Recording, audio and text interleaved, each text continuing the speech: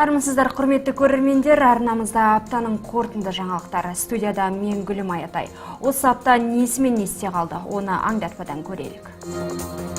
Билік таратылады. Нұрсұлтан Назарбаев үкіметті отставкаға жіберу туралы шешім шығарды.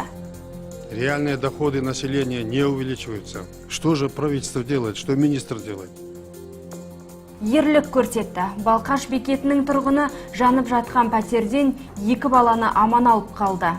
Мен үйге кіргенде түк көрінбеді, тек балаларды ғана көрдім.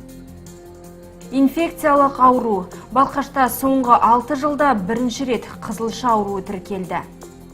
Негізінде бұл дертпен көбінесе балалар ауырады.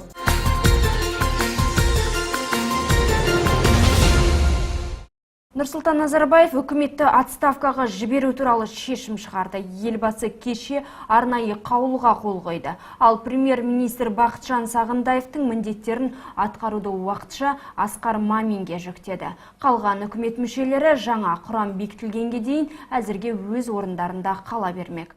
Бұған қатысты елбасының мәлімдемесі Ақорда сайтында жарияланды. Онда президент үкіметінің жұмысын сынаған. Көптеген заңдар мен бағдарламалар қабылданса да, экономикада оң өзгеріс болмағанын, мақсаттардың орындалмағанын жеткізді. Ішкі жалпы өнім тек шикізат есебінен өсіп жатқанын баса айтты. Шағын және орта бизнесте өспеген. Ал кәсіпкерлер санын көбейту жергілікті әкімдердің міндеті болған еді. Бір сөзбен айтқанда, қанша жұмыс атқарылғанымен одан нәтиже шықпаған. Реальные доходы населения не увеличиваются. Доля расходов на продукты питания в бюджете семей растет. В результате формального подхода исполнительных органов часть социально уязвимых слоев населения не охвачена адресной социальной помощью. На все это накладывается, прямо скажу, неумение работать с населением со стороны членов правительства, министров, акимов, выслушивать их проблемы, разъяснять проводимую работу и политику. Что же правительство делает, что министр делает? Президент одан бөлек 27 ақпанда болатын Нұр Отан партиясының съезінде әлеуметтік қолдау мен халықтың жағдайын көтеру үшін нақты ұсыныстар жасайтынын айтты. Халықтың өмір сүру сапасын арттыру үшін бюджеттен және ұлттық қордан көп қаржы бөлінетінін жеткізді. Елбасының мәлімдеуінше бұл қаржы аз қамтылған отбасыларға көмекті арттыруға, баспана мәселесін шешуге, аймақтарды дамытуға бөлінеді. Айта кетейік, Қазақстан үкіметі соңғы рет 2015 жылы сәуір айында кеткен болатын. Ол кезде министрлер кабинетін Кәрім Мәсімов басқарған еді. Балқашта 2 бала түтінге уланып қала жаздады. Дүйсенбі күні Балқаш станциясында 3 қабатты үйде пәтер өртенді. Қызыл жалын тұтанғанда 4 және 5 жастағы 2 бүлдіршін баспанада жалғыз болған. Олар көршілердің арқасында аман қалды. Бірі құтқарушылардың келуін күтпей-ақ түк көрінбес көк түтіннің арасынан балаларды іздеп тауып алып шыққан. Толығырақ басты қаһарманмен тілдесіп қайтқан тілшіміз тарқатып айтады. Қызыл жалын түскі 1 шамасында мына 2-ші қабаттағы пәтерден шыққан. Өрт басталғанда үйде 4 және 5 жастағы 2 бала ғана болыпты. Ал бүлдіршіндердің үйде жалғыз екенін білетін көршілері оларды құтқаруға асыққан. Балаларды көк түтіннің арасынан алып шыққан Арсен Түсіпбеков. Ол пәтерге ас үйдің терезесі арқылы кірген. На втором этаже увидели дым. Мен үйге кіргенде түк көрінбеді, тек балаларды ғана көрдім. Олар әрлі-бері жүгіріп жүрді. Сыртқы есікті аша алмаған секілді. Еденнің барлығы су болды. Соған қарағанда өртті өздері сөндірмек болған. Балаларды құтқару операциясына өзге де көршілер қатысыпты. Құтқарушылар мен жедел жәрдем жеткенше бүлдіршіндерді үйлеріне апарып паналатқан. Оларды алып шықты, жігіт маған берді, есікті ашып тұра. Мен үйге алып келдім. Кішкентай қара суға түскен тер. 2-3 үлкенде құсып жатыр екен. Үйге алып келіп орап, кішкене терлерін кеп тұрдық. Уже біздің үйге түтін кіре бастады. Сосын 2 баланы алдық та далаға. Анықталғандай балалардың ата-анасы жұмыста болыпты. Әке мен шеше жанұшыра жеткеннен кейін 4 және 5 жастағы 2 ұл ауруханаға жеткізілді. Дәрігерлер оларды бүгін үйлеріне шығарды. Айтуларынша денсаулықтарына айтарлықтай зақым келмепті, тек аздап уланып қалған.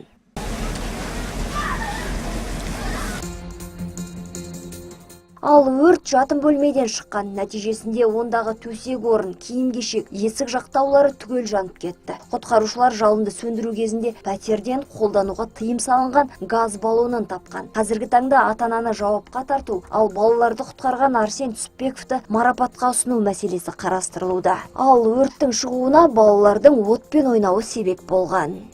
В настоящее время по данному факту проводится расследование. Балалар розеткамен ойнаған, ішіне түрлі заттарды тыққыштап тастаған. Содан үй көк түтінге оранған. Қазір бұл іске қатысты тергеу жүргізіп жатырмыз. Балаларды қараусыз қалдырып, өмірлеріне қауіп төндірген ата-ана жауапқа тартылуы мүмкін. Гүлшат Байтөкешева, Серік Кесебаев, Өркен Медиа. Балқаш тұрғынын бір шөлмек арақ ұрлаған үшін 3,5 жылға соттады. Ер адам спиртті ішімдіктің ақшасын төлемей дүкеннен ала жүгірген. Оқиға былтыр қыркүйек айында болған. 34 жастағы ер кісі Мир көшесіндегі дүкендердің біріне кіріп, бір шөлмек ішімдікті қарызға алмақ болады. Бірақ оған сатушы келіспейді. Содан қызуғандылыққа салынған ол сатушыға күш көрсетіп, ішімдікті алып қаша жөнеледі. Полицейлер оны көп ұзамай қолға түсіреді. Айыпталушы өз кінәсін толық мойындаған. Балқаш қалалық соты ішімдік ұрлаумен қатар сатушыға зәбір көрсеткен тұрғынды 3,5 жыл бас бостандығынан айыру жазасына тағайындады. Мұнымен қоса сотталушы осы уақыт мерзімінде жылына 100 сағат мәжбүрлі еңбекке жұмылдырылады. Сот үкімі әлі күшіне енген жоқ. Қаламызда соңғы 6 жылда алғаш рет қызылша ауруы тіркелді. Жұқпалы дерт 1 жас 8 айға толған баладан анықталған. Алайда бүлдіршіннің бұл ауруды қайдан жұқтырғаны белгісіз. Себебі ол 1 жасында қызылшаға қарсы екпе алған. Әрі әлі балабақшаға да бара қоймаған. Бәрі суық тиіп, аурудан басталыпты. Баланың қызуы көтеріліп, денесінде бөртпе пайда болады. Оны көрген анасы учаскелік дәрігерлерді шақыртып, ол бірден инфекциялық ауруханаға жеткізілген. Ол онда 2 апта уақыт емделді. Қазір үйіне шығарылған. Ал тексеріс жүргізген облыстық вирусологиялық зертхана бүлдіршіннің қызылшамен ауырғанын растап отыр. Оған қоса 1,5 және 3 жастағы тағы 2 сәби дәрігердің бақылауында. Олар Астанадағы клиникадан келген. Сол жақта қызылшамен ауырған балалардың арасында болған. Вакцинацию мы проводим в год и в 6 лет. Негізінде бұл дертпен көбінесе балалар ауырады. Сол себепті біз оларға 1 және 6 жаста екпе жасаймыз. Одан кейін қауіпті зонада 15 және 30 жастағы адамдар. Себебі бұл уақытта вакцина өз күшін жоя бастайды. Балқашта дәрігерлер тапшы. Қалалық ауруханаға 14 маман жетіспейді. 2018 жылы қаламызға сырттан 25 медик келген. Оның 17-сі жас маман. Алайда бұл да аздық етіп отыр. Қазіргі таңда ауруханаға 4 анестезиолог маман мен 2 инфекционист қажет. Сондай-ақ акушер-гинеколог та жеткіліксіз. Қазір 7 дәрігер жұмыс істеп жатқанымен тағы 4 акушер-гинекологтың орны бос. Одан бөлек 2 терапевт, 1 педиатр мен жүрек дәрігері жетіспейді. Тағы 23 медик сұраныста. Дәрігер тапшылығын жою үшін аурухана өз қаражаты есебінен жас мамандарды оқытуды қолға алған. Қазіргі таңда 5 студент анестезиолог, реаниматолог, акушер-гинеколог, нейрохирург пен рентгенолог мамандарын меңгеріп жатыр. Олар 2021 жылы оқуларын тәмамдап Балқашқа келеді. Шарт бойынша кем дегенде 5 жыл ауруханада жұмыс істеулері қажет. Жас мамандар кетіп қалады қайтадан. 3 жыл 4 жыл істейді, басқа жерге тағы подъемны алу үшін, неді үшін тағы кетіп қалып жүр. Ярмаркаларға шығамыз, солармен тағы договорға отырамыз, шақырамыз өзімізге. Жаңағы пәтер береміз деп, подъемны береміз деп, подъемны 500 мыңға дейін көтердік.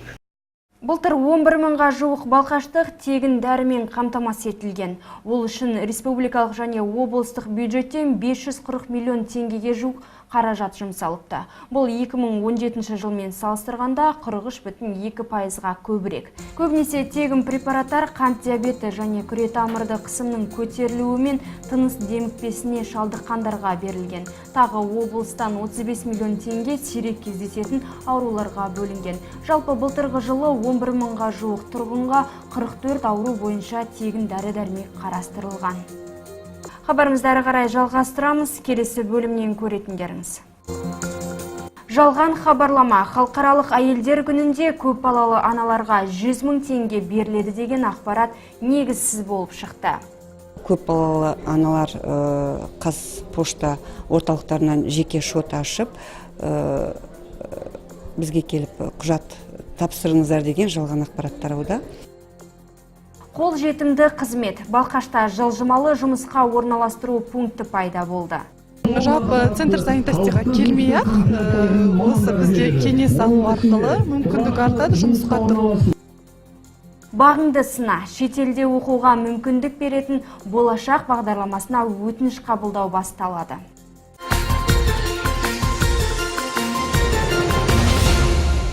Көп балалы аналарға 100 000 теңге берілмейді. Әлеуметтік желілерде есіп жүрген хабарлама жалған болып шықты. Жұмыспен қамту және әлеуметтік бағдарламалар бөлімі ақпаратты жоққа шығарды. Қазір WhatsApp желісінде халықаралық әйелдер күніне 100 000 теңге беріледі деген хабарлама жаппай тарап кеткен. Сыйақыны алу үшін хатта 20 ақпанға дейін жұмыспен қамту және әлеуметтік бағдарламалар бөліміне есеп шоттарын өткізу керек деп жазған. Сондай-ақ қомақты қаражат алтын, күміс алқа және ана даңқы ордені бар көпбалалы аналарға беріледі деген.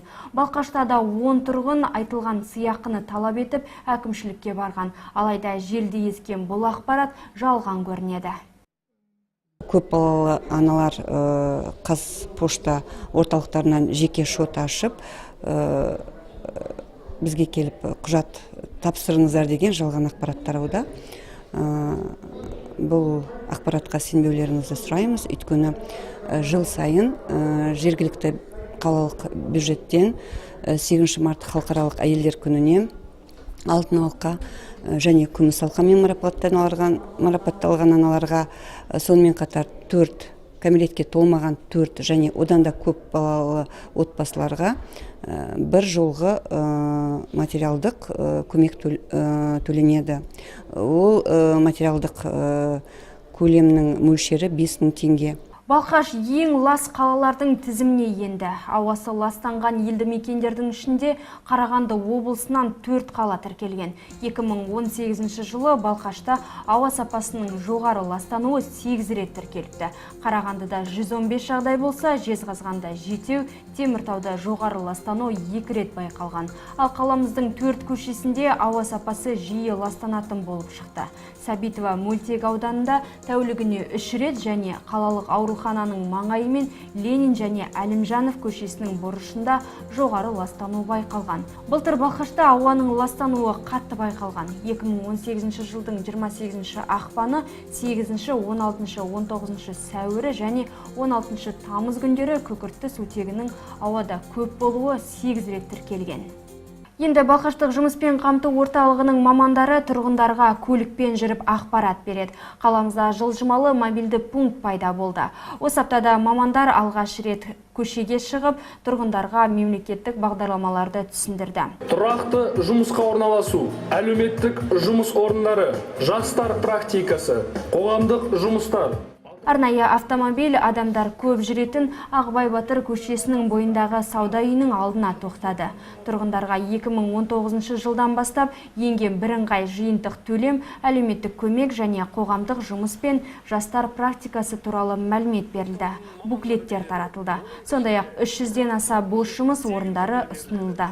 Әрі қарай жылжымалы мобильді пункт Балқаш бекеті мен Қоңырат мөлтек ауданына жол тартты. Енді мамандар аптасына 3 рет қалаға шығып, тұрғындарға түсіндірме жұмыстарын жүргізбек. Жалпы жұмыспен қамту туралы кеңес беретін жылжымалы пункт жақында ғана Қарағандыда пайда болған. Екінші болып Балқашта ашылып отыр. Қоңыратқа, Стар вокзалға барамыз ғой. Сол кісілер мүмкін Балқашқа, біздің жұмыспен қамту орталығына жете алмай жатқан азаматтардың барлықтарына бұл үлкен мүмкіндік деп ойлаймын. Себебі мысалы біз Қоңыратқа барған кезде келіп бізден кеңес ала алады, барлық сұрақтарына жауап береміз. Жалпы центр занятостыға келмей-ақ, осы бізге кеңес алу арқылы мүмкіндік артады жұмысқа тұру. Қазақстанда болашақ бағдарламасына өтініш қабылдау басталады. Бұл туралы халықаралық бағдарламалар орталығы акционерлік қоғамы хабарлайды. Құжаттарды өткізу 2019 жылдың 25 ақпанынан 31 тамызға дейін жүргізіледі. Стипендия магистратура, докторантура, резидентура және тағылымдама бағдарламалары бойынша тағайындалады. Құжаттарды республиканың кез келген аймағындағы халыққа қызмет көрсету орталықтары және egov.kz сайт арқылы онлайн тапсыруға болады. Ал негізгі конкурс 6 наурыздан 29 қарашаға дейін өткізіледі. Осы жылы стипендия 70 мамандық бойынша тағайындалады. Сондай қазақстандық студенттер шетелдік 100-ден астам үздік оқу орындарында білім алу мүмкіндігіне ие болады. Университеттер тізімі болашақ gov.kz ресми сайтында жарияланған. Алматыда танымал актриса Шолпан Елгезекова мен тағы 2 адамның өліміне себепкер болған жүргізуші 10 жылға сотталды. Астанада бірнеше күннен бері іздестіріліп жатқан оқушы баланың өлі денесі құдықтан табылды. Еліміздің мектеп оқушылары ата-анасының рұқсатынсыз түсік жасата алмайды. Толығырақ дайджест айдарында. Максималды жаза Алматыда танымал актриса Шолпан Елгезекова мен тағы 2 адамның өліміне себепкер болған жүргізуші 10 жылға сотталды. 33 жастағы Ильяс Кар былтыр 29 желтоқсан күні Мерседес Геленваген көлігімен Mitsubishi Galant автомобилін бүйірден соғып қарсы бетке бірақ шығарған. Өзі оқиға орнынан қашып кеткен. Апаттың салдарынан танымал актриса Шолпан Елгезекова мен оның құрбысы және көлік жүргізушісі қаза тапты. Аман қалған жалғыз жолаушы актриса Айзада Сатыбалдиева. Тергеу кезінде Ильяс Кардың көлікті мас күйінде тізгіндегені белгілі болды. Ол енді 10 жылын темір тордың ар жағында өткізеді. Оған қоса сотталушы 7 жылға көлік жүргізу құқығынан айырылды. Әрі марқұмдардың туыстарына 3 миллион теңгеден моральдық шығын төлеуге міндеттелді. Абайлаңыз, ашық құдық. Астанада бірнеше күннен бері іздестіріліп жатқан оқушы бала өлі күйінде кәріз құдығынан табылды. 13 жастағы Бағдәулет Өмірхан 16 ақпанда мұз айдынына барамын деп үйінен шығып кетіп, қайтып оралмаған. Баланы іздеуге полицейлермен бірге 300 ерікті жұмылдырылды. 7-ші сынып оқушысының өлі денесін 4 күннен кейін еріктілер үйінен 150 шақырым жердегі кәріз құдығынан тапты. Оның денесінен ешқандай зорлық, зомбылық белгілер табылмаған. Болжам бойынша ол жолды қысқарту үшін сырт жақпен жүрген. Содан бетін қар басып қалған, ашық құдыққа түсіп кетіп, үсіп қалған. Қазір оқиға бойынша тергеу жүргізіліп жатыр. Сөздерін қайтып алды. Қазақстандық мектеп жасындағы қыздар ата-анасының рұқсатынсыз түсік жасата алмайды. Естеріңізге сала кетейік, былтыр күзде елімізде 16 жастан бастап қыз балаларға түсік жасатуға рұқсат беру туралы ұсыныс тасталған болатын. Мұның арты үлкен дауға ұласқаннан кейін денсаулық сақтау министрлігі ойларын өзгерткен. Соған байланысты 18 жасқа толмаған қыздарға ата-ананың рұқсатынсыз медициналық қызмет көрсетіледі. Алайда заңды өкілдерінің рұқсатынсыз баланы алдыртуға тыйым салынады. Жаңа топ. Қазақстанда жаңа футбол клубы құрылады. Тұран атты клуб Түркістан облысында пайда болмақ. Бұл туралы Түркістан облысының спорт және дене шынықтыру басқармасының басшысы Болат Қырықбаев хабарлаған. Оның айтуынша, бұл премьер-лигада өнер көрсететін мықты команда болмақ. Ойыншылардың барлығы Қазақстан азаматтары екенін де атап өтті. Бұдан бөлек мүмкіндік шектеулі жандарға арналған Тұран спорт клубын, Түркістан кәсіпқой бокс клубын, Мергендік мектебін, мамандандырылған балалар және жасөспірімдер футбол мектебін ашуда жоспарланып отыр.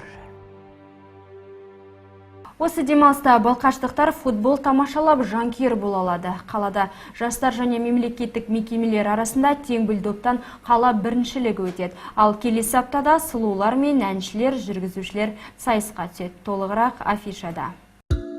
Осы сенбі күні Мәдениет сарайында жас қанат байқауы өтеді. Онда әншілер және жүргізушілер бақтарын сынайды. Жүргізушілер кешті басқарып, көрерменді қызықтыра білулері қажет. Ал өнерпаздар 3 кезеңнен тұратын сайыста әртүрлі әндерді орындайды.